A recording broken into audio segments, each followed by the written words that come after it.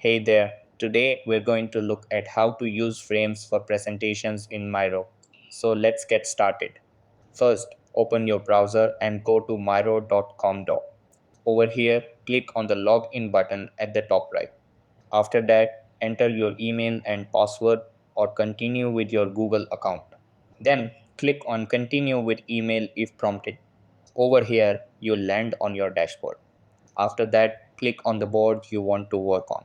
Then look at the left side of the screen and click on the frame tool.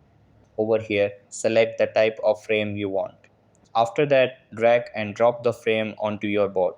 Then move your content like tables, documents, and objects into the frame. Over here, click the present button at the top right. After that, use the arrow keys to navigate through your frames. And that wraps it up. Appreciate you watching. See you in the next.